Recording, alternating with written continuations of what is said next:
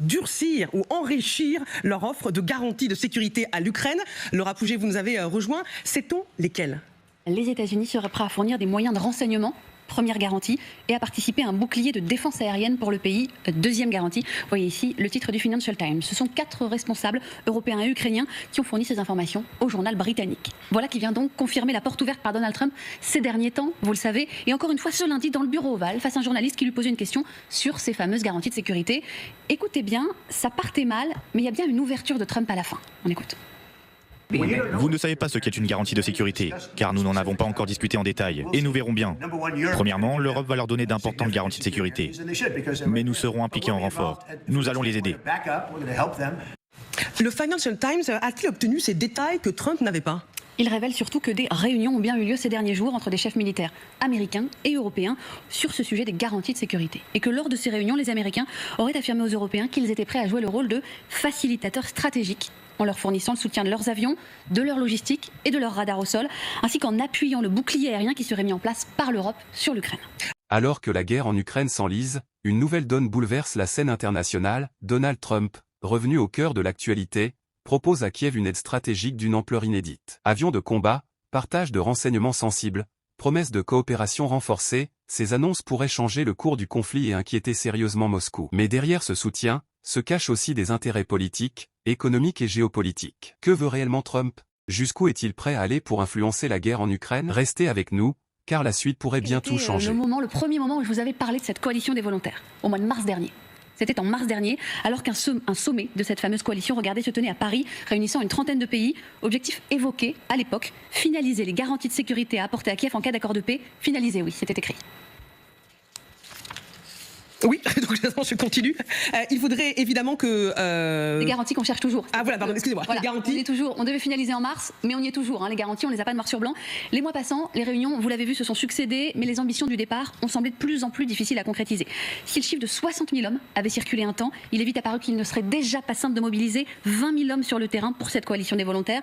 Les Français et les Anglais étant les seuls à s'être vraiment engagés, les Allemands étant réticents, les Italiens opposés, les Polonais trop occupés à protéger leurs propres frontières. Et surtout, la plupart des pays se sentaient freinés par l'absence de garantie des États-Unis pour les couvrir. Le Financial Times esquisse désormais un plan pour la protection de l'Ukraine. Regardez, je l'ai fait mettre dans ce graphe. D'abord, dans cette infographie, d'abord en guise de première ligne, une zone démilitarisée, avec des patrouilles effectuées par un pays neutre sur lequel la Russie et l'Ukraine se seraient mis d'accord. En deuxième ligne, l'armée ukrainienne. Enfin, en troisième ligne, une force de dissuasion dirigée par l'Europe et donc la fameuse coalition des volontaires, avec des ressources américaines, voyez le drapeau, la soutenant à l'arrière. Et faut-il encore que Poutine soit d'accord? Et c'est un des derniers imbroglios de cette guerre. Souvenez-vous, lors de la réunion du 18 août à Washington, Donald Trump a affirmé aux Européens que Poutine était prêt à accepter des garanties de sécurité pour les Ukrainiens. Mais 2 jours plus tard, le ministre des Affaires étrangères russe, Sergei Lavrov, déclarait qu'il était utopique de discuter de ces garanties sans faire participer la Russie, ce qui n'est pas vraiment au programme, c'est le moins qu'on puisse dire, des Européens. Bref, difficile de savoir s'il y a vraiment des avancées.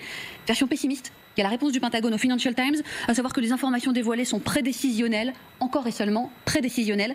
Version optimiste, il y a ce qu'en retient Andrei Yermak, le plus proche conseiller de Volodymyr Zelensky, à savoir, je cite, que les États-Unis peuvent fournir l'épine dorsale qui fait fonctionner l'ensemble de l'architecture de sécurité.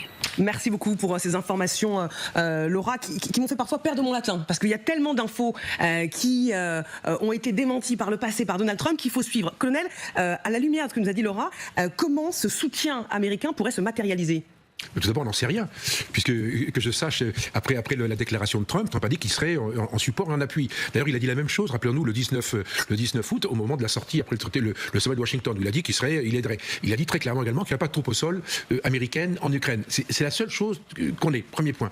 Deuxième point, les états-majors planifient, c'est leur métier. Donc ils planifient. Aujourd'hui, c'est compliqué, parce qu'il y a une guerre qui n'est pas terminée, donc les deux belligérants, en tout cas un des deux, n'a pas donné son accord, et que je sache, la réunion bilatérale qui doit se tenir, je ne sais pas où, pour l'instant, elle est dans l'air du temps, mais on ne sait pas où, quand et où. Et il faut quand même que quelqu'un en parle. Il faut à un moment donné qu'il y ait des signatures, qu'il y ait un accord, parce qu'en fait, ces opérations, d'assurance de la paix ne pourront se mettre en place qu'au moment où on aura signé quelque chose. Donc on va planifier en attendant, dans la perspective de cette signature, où en fait les protagonistes seront d'accord sur les conditions. Donc c'est quoi la planification? La planification, le président Macron l'a clairement dit dans l'avion. Il a dit il y aura un premier échelon constitué avec les forces ukrainiennes, massivement aidées, renforcées, équipées par nous, au passage. Donc on va acheter des matériels américains qu'on va leur donner massivement. Ça, Ça, c'est le deal non exprimé, mais qui évidemment qui est réel. C'est comme ça que Trump rentre dans la combine, parce qu'il dit quand même, moi, vous avez acheté du matériel et pour un gros paquet d'argent. Premier point. Deuxième point, il y a une force de réassurance. Ça, c'est faible, parce qu'il y a 2 États très concrètement qui ont dit qu'ils seraient capables de mettre des troupes au sol quelque part en Ukraine. C'est les Français et les Britanniques, mais au passage, les 2 pays les plus endettés de l'Union européenne, qui ont plein de problèmes, etc. Donc, c'est pas gagné, sachant que les autres pays volontaires seraient les Néerlandais et les Danois et accessoirement les pays baltes. Donc, on n'est pas sur de la masse. C'est pour ça que le chiffre de 20 000 hommes que Laura a évoqué est assez juste. Ça veut dire qu'en fait, les Européens, les Français pourraient mettre en gros 10 000 hommes et les Britanniques pourraient mettre en gros 10 000 hommes. La force, rappelez-vous, la force française à terre possible, elle est en gros de 7 brigades. Une brigade, c'est 8 000 hommes. En fait, le total, on est une force combattante de 50 000 hommes. Donc, on pourrait mettre 10 000. Je pense que si on veut assurer le commandement, parce qu'il y a aussi un problème de commandement qui n'est pas dit, même si les Américains, mais les Français vont essayer de commander ce truc-là. Donc, il faudra mettre 20 000 hommes. Donc, vous voyez, on est sur un modèle comme ça. Après, il y aura de l'armée de l'air, un peu de marine, etc. Ce qui fait qu'on est en train de planifier. Puis, il y aura un 3e niveau. C'est votre question. Malheureusement, j'étais un petit peu long pour y répondre parce qu'il fallait que j'introduise la partie initiale. Parce que, en fait, c'est comme une fusée, c'est le dernier étage de la fusée. Et rien ne peut fonctionner si les Américains ne sont pas là. Pourquoi? Parce que c'est qu'on les avions de transport, les Galaxies qui transportent combien de centaines d'hommes, les moyens de transport, les moyens logiques, et puis l'ISR, le renseignement et tout ce qui est renseignement technologique. Nous, on n'en a pas, les Européens n'en ont pas. Et ça, il n'y a que eux qui l'ont. Donc en fait, c'est eux qui vont assurer cette espèce de backbone, comme on dit, cette espèce de colonne vertébrale qui va se mettre en place et qui permettra aux Européens de la force, comment dire, de cette force conjointe ou cette force de réassurance, de se connecter à ce backbone. Tout ça, c'est une planification énorme et on va mettre des mois et des mois et des mois à la mettre en place parce que c'est extrêmement compliqué. C'est ce que les Ukrainiens craignent. On va poursuivre ce débat en partant sur le terrain du conflit, retrouver nos envoyés spéciaux en Ukraine en direct. Emma Barrier avec Vincent Wartner. Bonsoir Emma. On sait qu'il y a des divisions au sein des Européens sur ces troupes en Ukraine, que les opinions publiques sont parfois réticentes. Est-ce que ça inquiète les Ukrainiens que vous avez rencontrés ?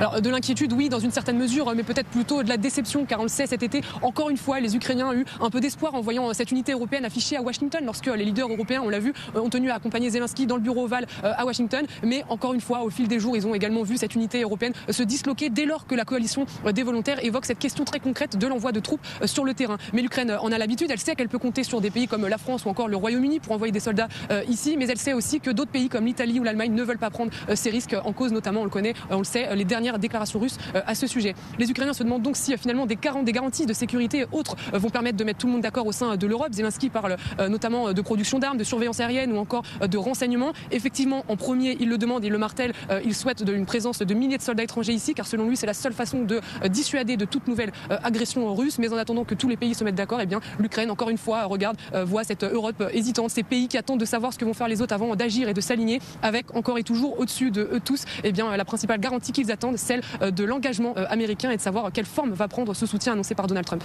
Merci beaucoup Emma Barrier avec Vincent Wartner en direct de Kiev ce soir. Magali, est-ce que c'est possible d'envoyer des troupes en Ukraine sans le soutien de l'opinion publique? En France, dans le cadre d'un plan de paix, les Français sont derrière le gouvernement pour envoyer des troupes en Ukraine. En Allemagne, ce n'est pas vraiment le cas.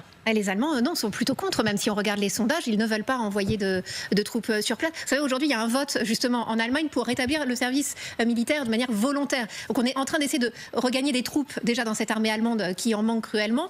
Donc aujourd'hui, les Allemands disent si on y arrive, c'est pour garder nos troupes pour défendre notre propre territoire. Et on voit bien ces divisions européennes qui finalement éclatent au grand jour. C'est-à-dire que les pays, même la Pologne, qui a beaucoup aidé l'Ukraine, elle ne veut pas envoyer de soldats parce qu'elle dit mais on les garde aussi pour défendre notre territoire. Donc résultat, en effet, il y a la France qui depuis le début essaye de donner une impulsion